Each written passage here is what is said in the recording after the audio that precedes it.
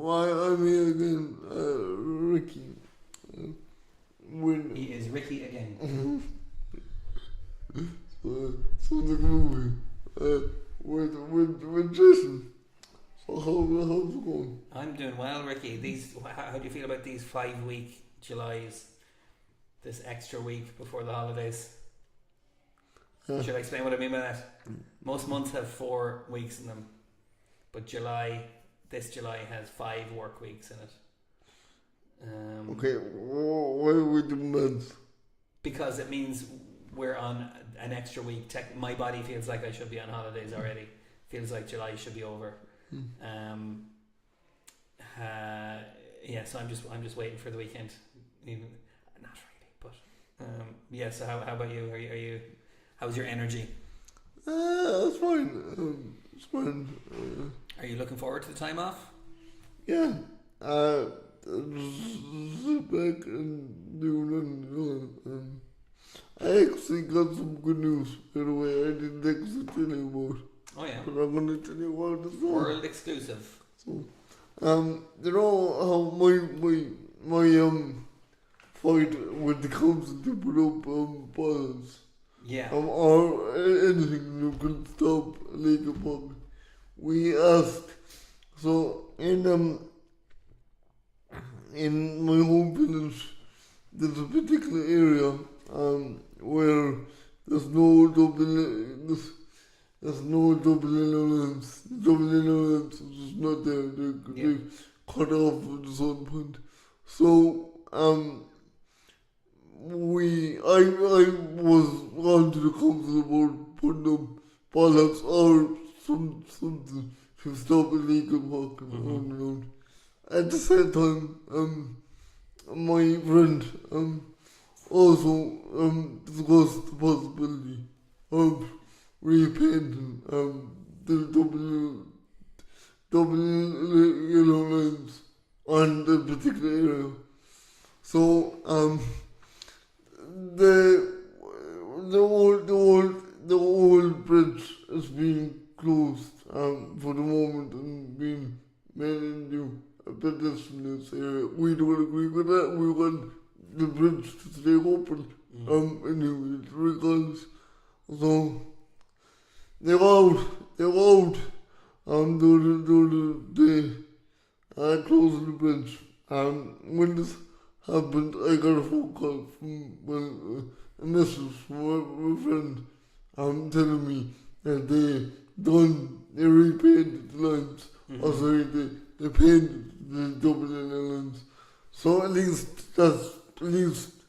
when they promised us that would be done. So at least they came through on that promise.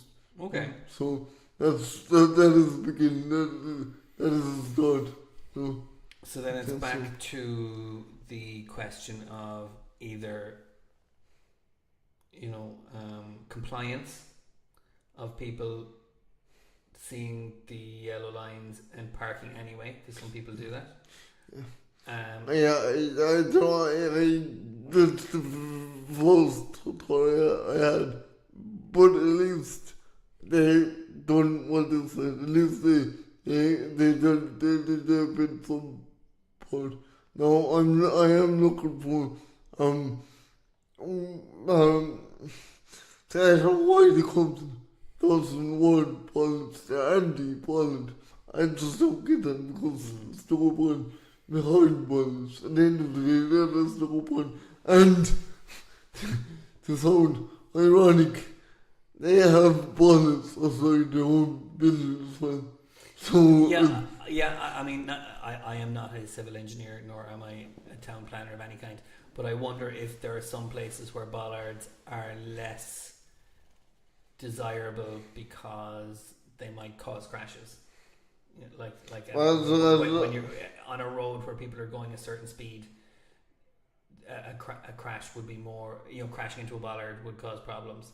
If someone, I don't know how you can cross a new bollard. I mean, if the road is going straight and the footpath is over to your left. Yeah.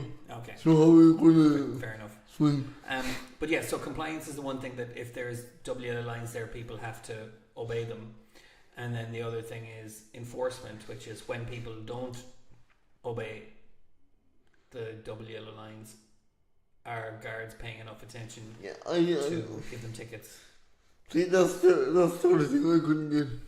So I must have been mixed up with this, and maybe somebody can help me on this. People were saying that they can't give, the Gardaí can't give out tickets if there is no double lines. Now, this isn't true, because they have given out tickets in the past when people parked up in that particular area. Yeah. And there wasn't double lines there. So, I don't get it, I really don't. So, clearly they can give out tickets without double lines, if that's the case. Yeah, so, that sounds reasonable. Okay, so fair play. This only happened because of your persistence, really, didn't it? Yeah. And I just think I'm not asking. I'm actually not asking for anything special. I'm just asking for my life, not just to be safe as well on the football. Yeah. And we were talking about planters. I mean, if the council assists and not putting up ballots, once again, I just don't understand the logic behind that. Planters could be another option. Yeah. Because with planters, you can move planters if necessary. Excellent. And they do stop illegal parking. So, okay. that would be ideal. I don't see how the council couldn't refuse that option. Really couldn't, because if they did, then that wouldn't look so good on them. And they have really wouldn't, because that's been civilized about it. In my opinion, that's more than civilized. Something that can be removed if needed. So. That's a fantastic. So does this mean you're kind of, it's not over for you yet? You're. I mean, this is a good start. I have to say, they did hold up their side of the bargain when it came to the Dublin Islands. I have to say that now for them. They did promise this, and they did it. But there's more to do on this. So now the engineer I was talking to said to me that they would be doing up a proposal on my particular issue with the footballs. And when they do, they would send me a copy of that email. And then he said there wouldn't be balance in this proposal. And I said, well, can you give me any logical reason why balance could not be installed? And to be honest, he said, look, Ricky, I don't have any answers. I don't know, but well, who told him, and asked them that, But he said, when we do up the proposal, if the ballots cannot be installed, there will be a logical reason in there. Yeah. Now, I don't see any logical reason why they can't be installed, but there you go. If it was just that double yellow lines are cheaper, would that? You might need planning permission for bollards, and that's a whole process that can be arbitrary. It's a public football. The only time you would need planning is when it's privately owned. I think you need planning permission for any kind of building. Someone has to approve it as a change to the landscape. I'm kind of guessing, but yeah, just in terms of just procedure, like a yellow paint is quicker than... No, sorry, but I would think that process over making life more safer any day. Yeah. No, I really wouldn't. It's a no-win situation to me. if someone's life is being put at risk because they have to go out in the middle of the road or they have to wait there, doesn't that overrule any legal or tough situation? I mean, I can see why you feel that way about it for sure, yeah. But, you know, bureaucracy being what it is, they'll do what's easiest before they'll do what's most effective. Even look, it doesn't even need to be violence, but it does need to be something that stops illegal walking out and out.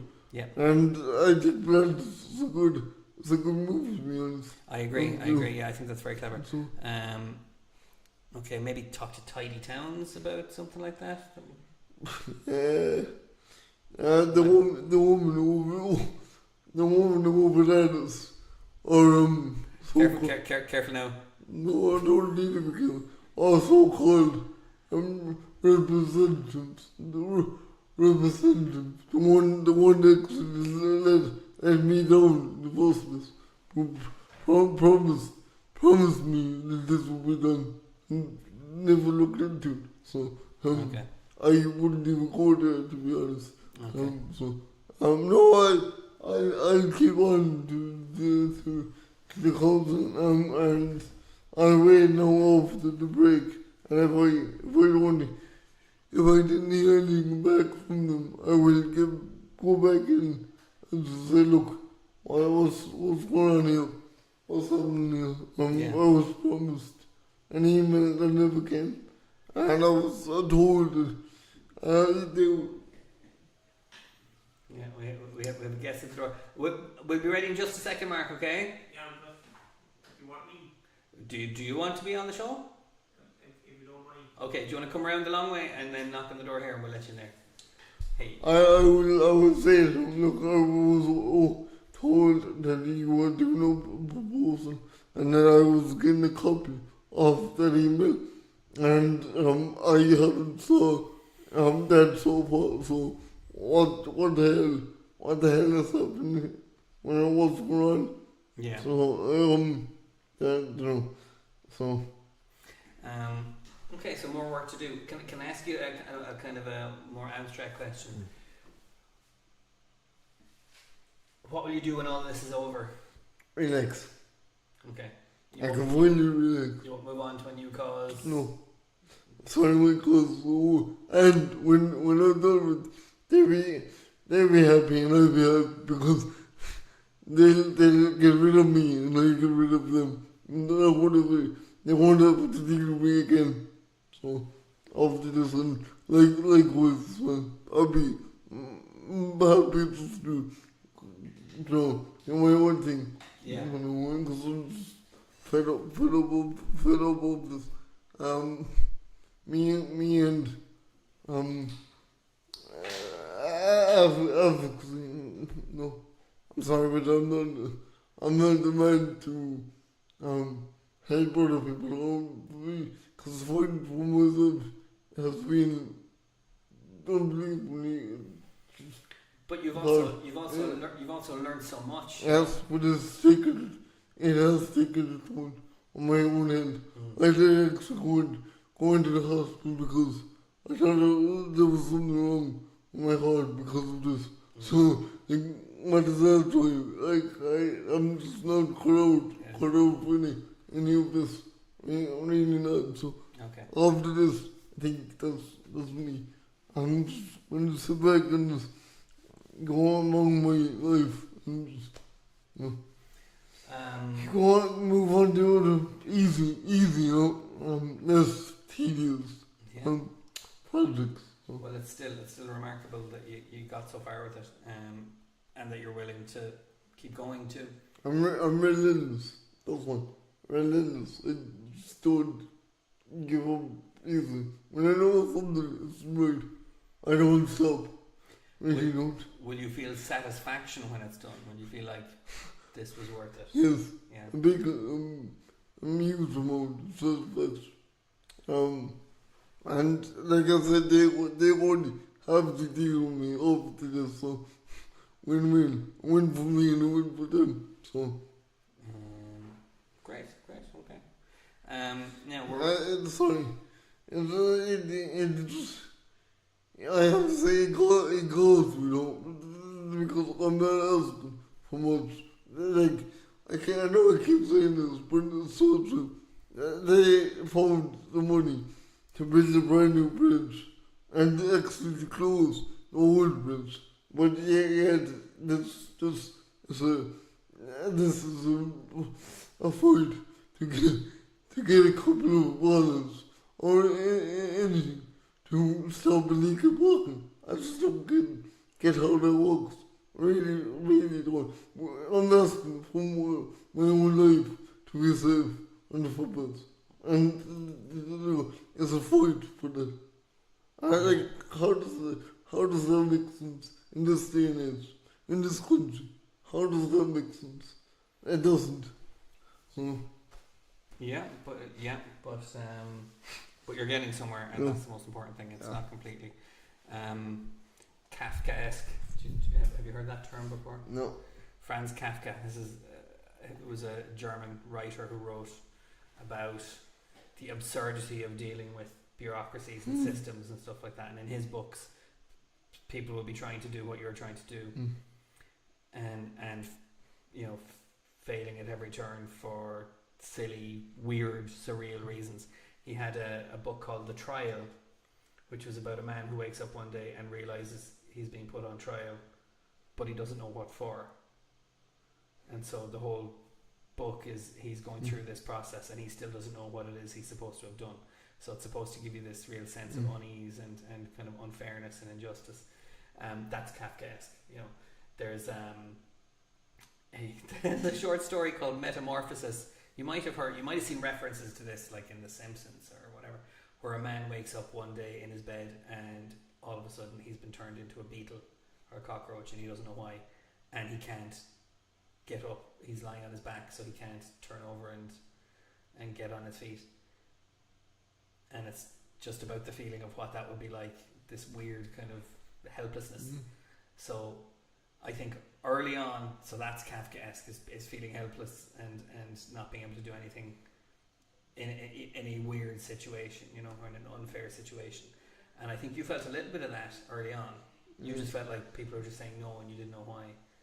And now you've really broken through and kind of on lots of different levels. Yeah, it's still more. Still don't know why. Still don't know. Yeah.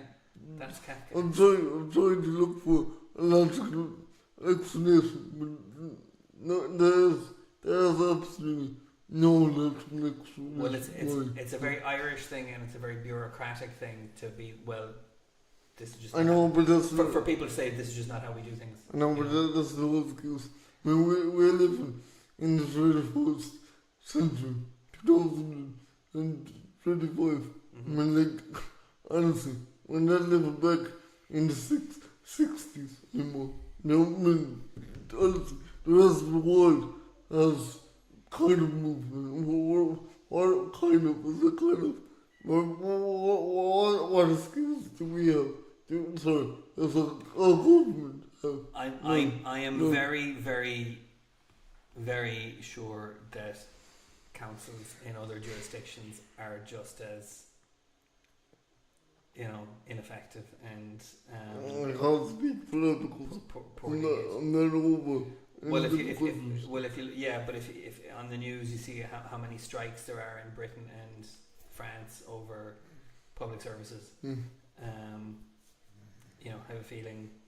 Oh, sorry, I'm talking away from the mic. I have a feeling they're not that much more efficient than here, if they are anyway. Then if they are at all, Why are they called public servants then if they don't actually solve the people? If they actually solve themselves, why are they why?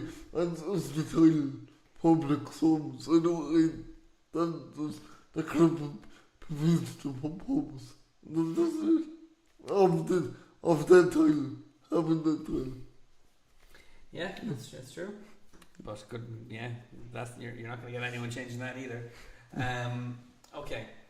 I thought we were going to have our guest coming up around this way. He might be nearby. Do you want to? Let's see if we can go full screen with you. Oh yeah, I gotta moving on to more positive things. Oh yeah. I got a movie recommendation for you and Ollie. It's a bit old, no, not that old, but mid 2000s, I think. Mm-hmm. It's called Unbreakable. Yeah, that's If quite you- an old movie, isn't it? That's Mm. Bruce Willis. No, it's a different one. Oh, So, it's set in World War II over Japan. It's about a bunch of Americans. And they're bombing up particular places in Japan. is it Unbroken? Sorry, Unbroken. I keep getting that mixed up. Unbroken. This the movie. But it's based actually around a true story. About a young lad that when he was young he was a bit of a troublemaker. So his brother saw him run one day. His brother saw him run and he was like, oh, he's a good runner. Anyway, the brother trained him up to run, to run in the Olympics. So anyway, he got involved with the Olympics, the story moves on.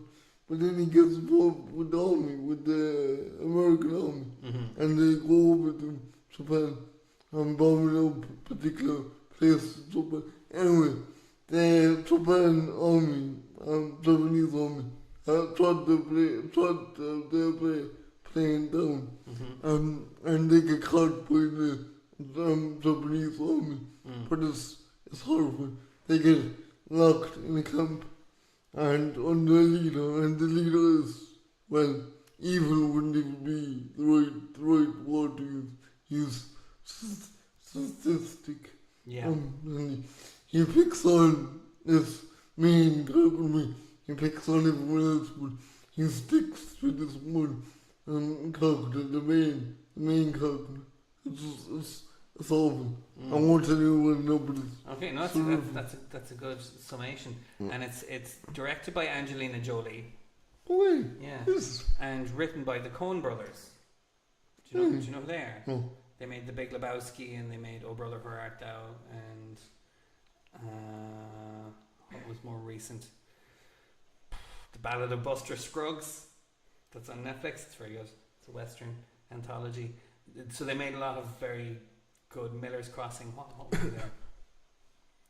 Yeah, The Big Lebowski and Oh Brother Where Art Thou. Or their two big movies. So I'm surprised that they wrote something like this kind of historical war movie. It's not their usual thing.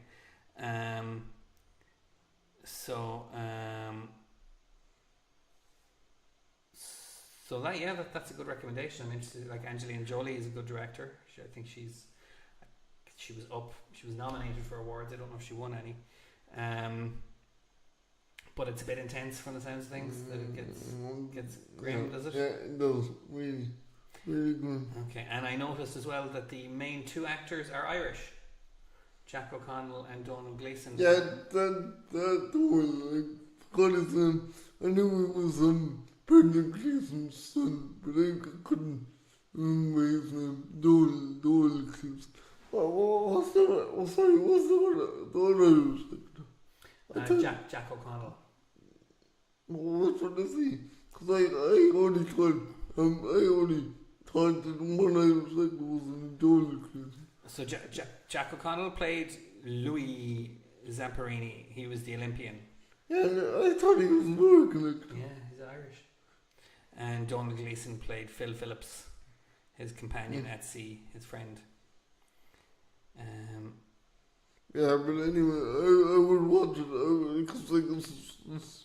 So that movie was from 2014. So where did you find it? What platform was it on? Netflix. Okay.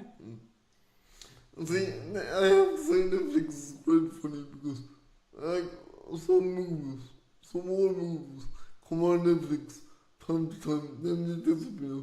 New ones come on, Indeed, Netflix is kind of weird in that sense. It doesn't have like a pattern to it.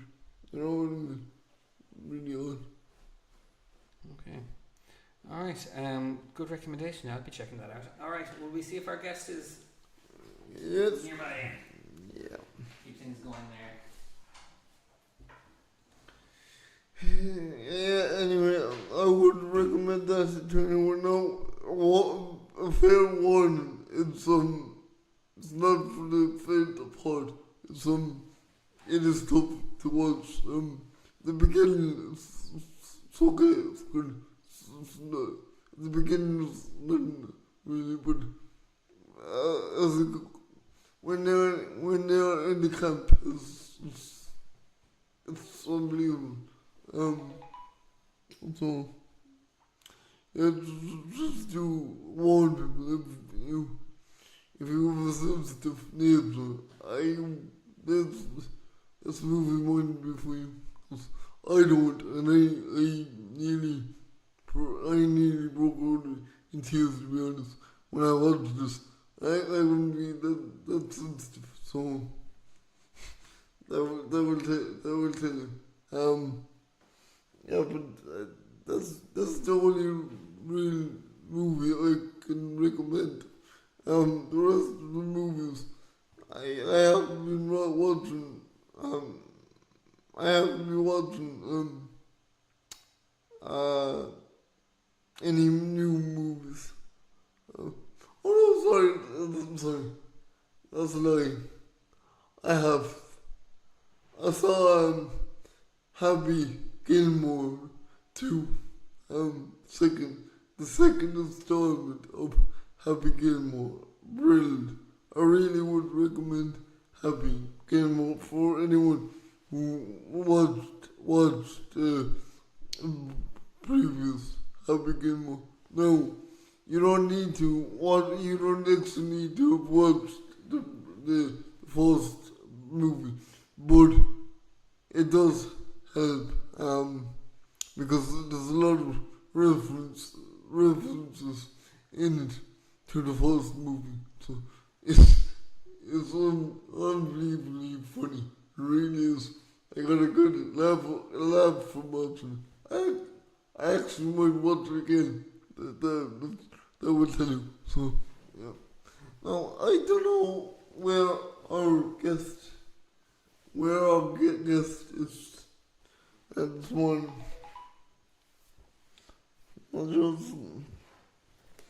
Sorry, I'm making noise here. So yeah, I don't know where our guest is this morning. I'm all in the radio alone. Actually, a bit of music would be good, to be honest. But then again, copyright. It's typical.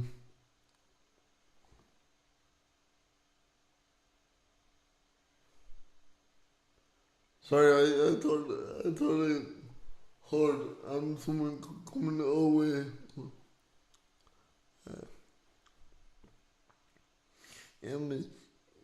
But it'd be interesting to see what Chesney thinks of Happy Gilmore 2, has he thought. That would be interesting.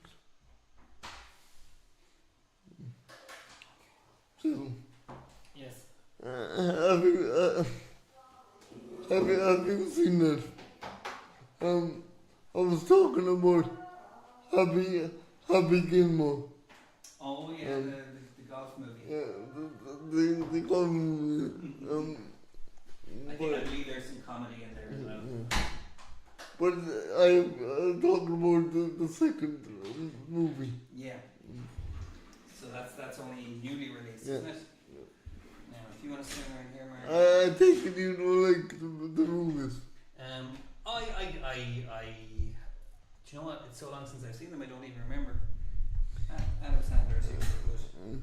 Anyway, there's a lot of references to the old movie Okay, in the new one. okay, I want to sing a song, but I don't know what to sing. Okay. I'll get my guitar out. So is the second movie any good? It's really good. Like I said, there's a lot of references in the new one to the old one. You know my new song there? I'm guessing what it's called there. I'll find it. We'll just finish up with Ricky talking about the movie. So I'm not going to spoil it for anyone, but I want that there's two main actors in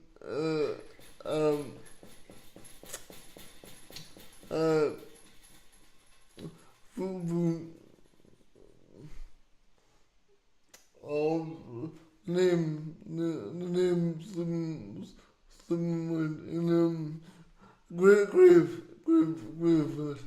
Jesus. Anyway, they're fighting two of them, and they fall over headstones. Oh, okay. But on these particular headstones, there's a lot of characters that was an old film. The grandmother. There was an old film. Bob Barker. There was a golfer in the old film. So there's a lot, like, that particular scene, there's a lot of reference to people in the old movies.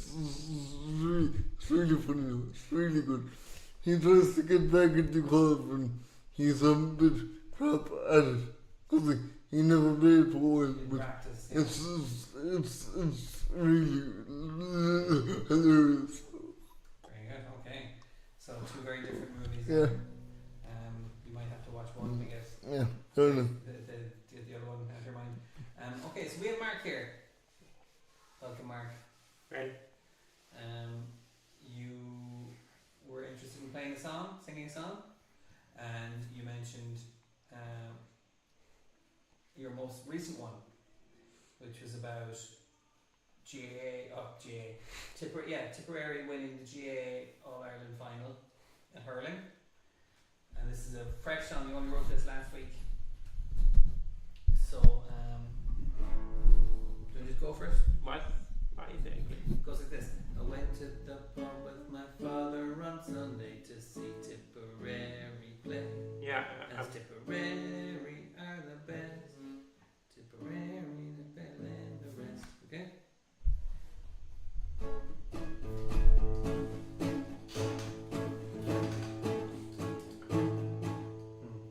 Went to the pub. Sorry, I wasn't ready. Okay, no worries. You ready now? Went to the pub with my father on Sunday to see Tipperary play. They were in the All-Ireland hurling final, playing Cork in the GAA. I never thought that they would win at half-time. I thought we were done. But in the second half they came right back.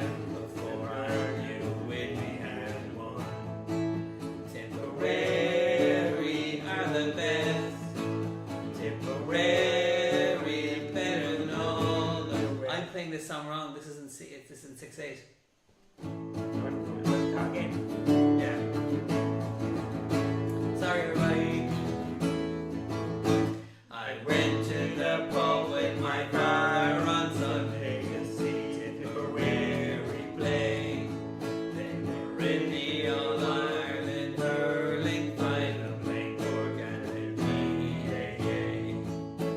I never thought that they would win at halftime. I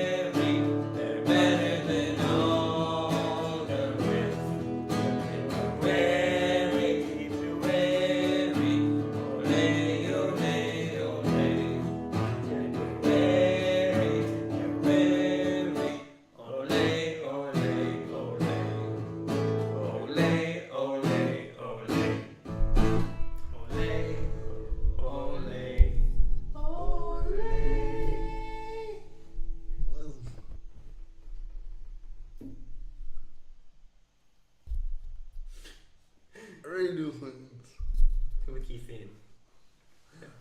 He's speechless. The song was so good, Ricky can't even come up with it. That's really good. But you know what I love about that? The change. I know you weren't meant to play it in 4-4, Yeah. but you swapped up 4-4 to 6-8, I think. And I love that outcome because it sounded like a completely different song. Yeah, Like it was so much stress. more swingy. That's good. And it sounded like more like Christian Moore when it was 16. More like Brendan's Fire. Yeah. From Christian Moore. I love the song. It was really good. Great. There you go, Mark. Ricky's impressed. Only written last week. That's. I got a question. If you done 6-8 on the guitar, could you just come up with random words to kind of sing out? Could you just, Me personally or anyone? Can anyone? Let me see. Is that possible? You can, well, here's the thing. If you're good enough at your instrument, you can just have a conversation while you're playing over anything you want. But it's not necessarily musical to do that. So you can talk over any kind of musical beat. But as you go on, it starts to synchronize because you realize that it's easier to talk in rhythm. I know. Because that's how you I so you had, get could you you. hear I was even doing it by accident. I was starting to talk in the rhythm Yeah. because it was just easier. I was synchronizing. So yeah, I suppose that is a possibility. Good. Yeah, but that's how some people write lyrics. That's Ozzy Osbourne, the lead singer of Black Sabbath, who passed away last week. God love. Yeah, that's how he wrote lyrics. He would just the guys would be playing the riffs.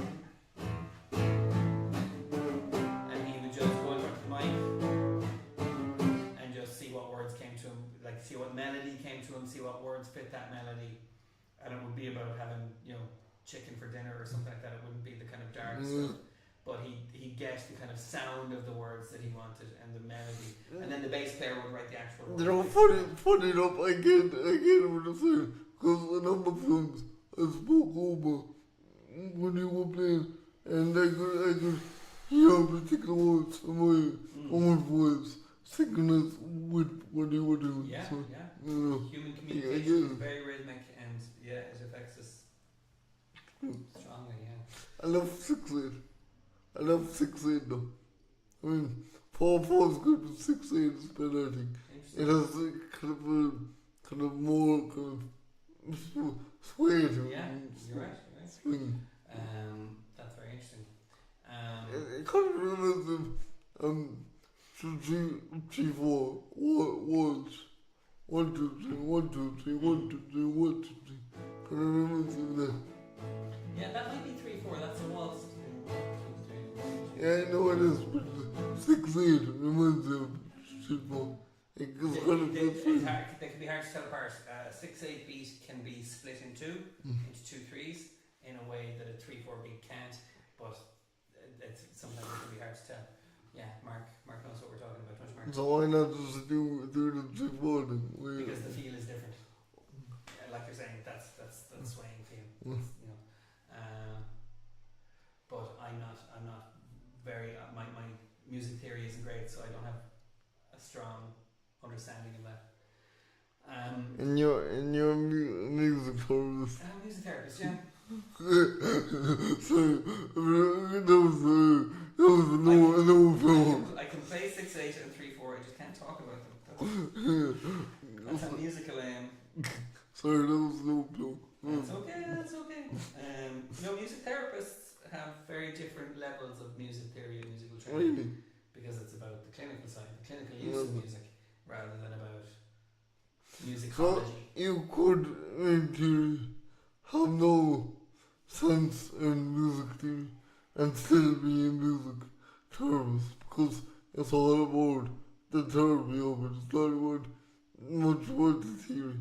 Am I correct? Well, it's the more you have, the better. Okay. But on the other hand, I would say some people are so highly trained in music that they can't get away from the rules of music that they think is Okay, that makes sense. so there's a middle ground, I think, where you have to know what you're doing, you have to know how to talk about it, but you can't be so rule bound that you can't break those You rules. just step back from your own. Yeah, and understanding that different people make music in different ways, so you might make music that according to the rules of, you know, high classical theory would be wrong, and some people who are that highly trained wouldn't be able to make sense of that, whereas someone who had a broader kind of sense of music, so they had training but they maybe knew some world music and they also were able to improvise and they also understood different genres and played a few different instruments,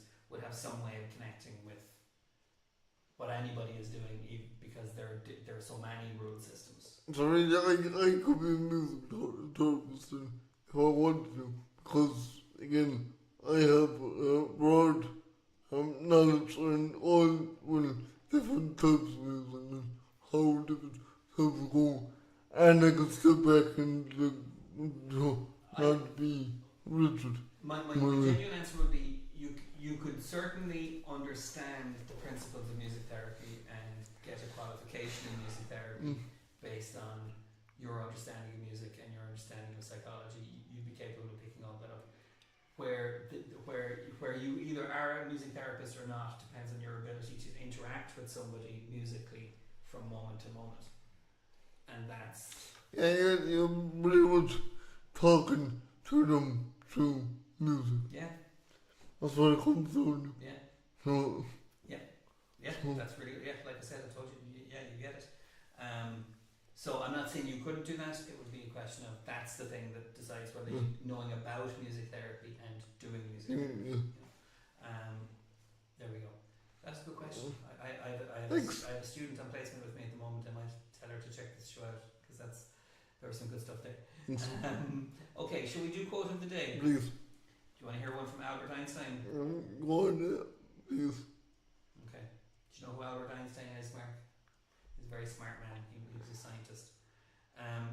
He said, "Only two things are infinite in this universe." No, oh God, I've already ruined it. Only two things are infinite: the universe and human stupidity. And I'm not sure about the universe.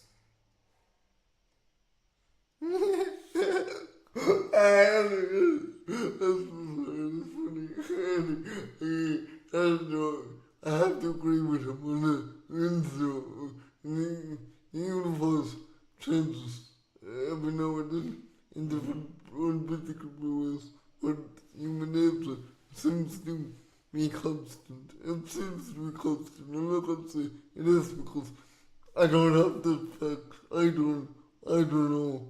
But it seems to be like that to me. At the moment, it might take decades and centuries for humanity to cop on to such. But for now, our behaviour seems to be constant. So, yeah. It's a bit pessimistic, isn't it? And realistic as well, to be honest. A lot of people take realism to negativity, which I don't. I get, but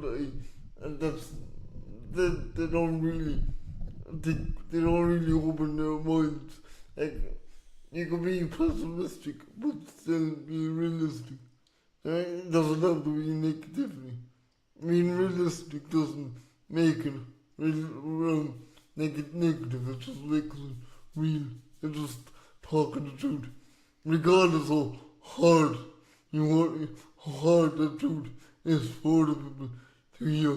Yeah. So, I suppose it's a question of what comes next. Is it a question of people being able to transcend or improve or oh no, they will. grow beyond? They definitely will, but it will take decades. It won't happen overnight. So, but the humanity will grow, but it won't be in our lifetime. So, I thought you were going to come out with the one I know. I thought you could say, there's two, in this impulse, there's two possibilities. One, that we're not alone, and the other, that we are. The two are equally terrible. Was that Arthur C. Clarke? XCOM, enemy unknown. Very good. You see, you can get high philosophy from your video games. Deep philosophy. Okay, might be time for us to start wrapping up. Ricky, do you want to do the honours? Well, it was an absolute pleasure to have the two of you here today. And we'll see you after the break. We're breaking up for 3 weeks. Well, it'll be 4 for me, so it'll be so we'll see. So we'll see 4 maybe 5, depending on what's happening. So 4 to 5 weeks maybe. So we'll see you back here at the same time. Have you enjoyed being on the show, Mark? Yeah. Are you going to come back after the break? Share some new songs? Yeah. Excellent. So from us, adios, goodbye, and good day. Quite a good day.